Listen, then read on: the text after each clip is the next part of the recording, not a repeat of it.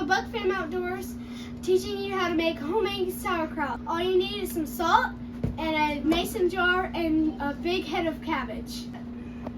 First step is to chop up your cabbage. Grayson, what are you doing? Getting stuff ready for some salsa. Tice is outside on the grill cooking up some peppers. We're gonna have a link to the full video down below, so go check it out. We are going to be bringing videos of our outdoor activities and awesome recipes of things we find in God's creation to sustain you and your family. So make sure you give us a what?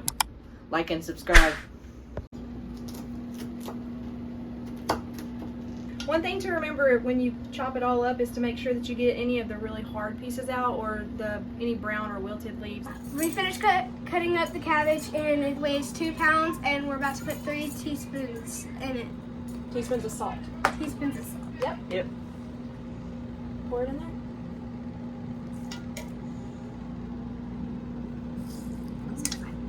One more. So during this process, it may not feel like you have enough salt, but you're basically just gonna sit there and massage it and just work that salt into there. It may take about 5 to 10 minutes, but eventually the cabbage is gonna start producing its own liquid, and it's gonna start to even feel a little bit more wilted and stuff. But you just wanna make sure you get that salt all up in the cabbage, massage it in there really good before you move it into the mason jar. I'll smell it. You can always add different kind of seasonings to give it different flavors. Today we're using fennel. Just a little bit goes a long way. Just dump it in there with it. I don't know if you want to tell on camera, it's starting to glisten, and you can tell that it's starting to produce that liquid, and we are on our way to the fermenting process. Over the next 3 days, we're going to check it and make sure that none of the cabbage is floating. Sometimes some of the cabbage can tend to float to the top, and you don't want that to happen. You want it all to stay submersed in the liquids. Yeah. So what do you put? You put the cloth over the top? Yep. Okay. And then we're going to put a rubber band over it like this. It can sit for 3 days, up to 10 days in a cool environment to keep it, to let it ferment. So that's how you make cabbage. You can the cabbage in like a pressure canner after you let it ferment, but you're losing all of the health benefits. So what we choose to do is make smaller batches and then just let it ferment and then keep it in the fridge and eat on it and just kind of make it as you go. But that's basically the process. We will kind of show you guys over the next few days what's happening as it ferments and begins to get all awesome. Thanks for watching. We'll see you in a couple of days. What's up, guys? Day 2, checking the sauerkraut. Take this off real quick. You may have to do this a couple times throughout the 3 days, and if you want to let your sauerkraut sit longer, you can do that as well. We're just gonna do a 3-day fermentation. And make sure you put the top back on. Slide it back over.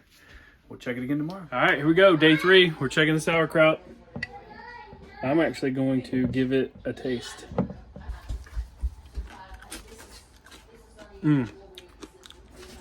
That's really good. Way better than any store-bought sauerkraut. Now, you can let it keep fermenting for a couple more days. We may let it keep going for a little bit longer before we take it out. But then, before the 10-day mark, you probably want to go ahead and put it in a fridge.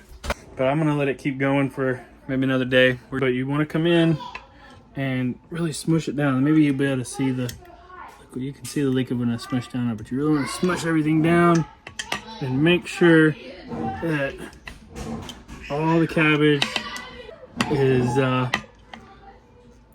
submersed in the liquid. If there's not a lot of liquid at this point, you can add some salt water to it. And there you have it. We'll check it again tomorrow. Y'all stick with us. It's day 4 and the sauerkraut's finished. It's looking pretty good.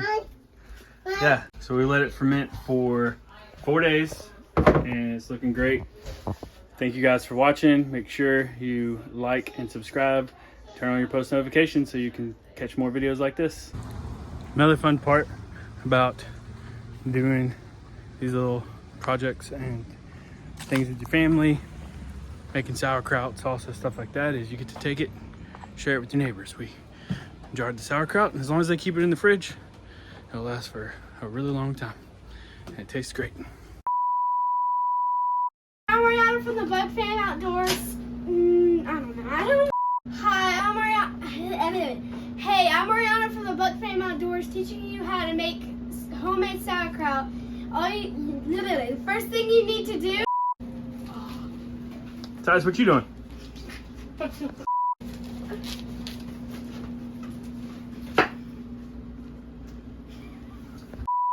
What you doing, Titus? Making some 5-pepper sausage. Salsa.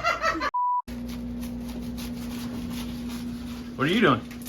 I'm getting some stuff together. Titus is outside. Ready? Pearson, what are you doing?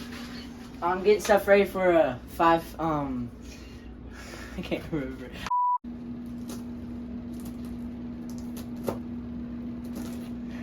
Hey, this. Ready? Okay. The boys and I are.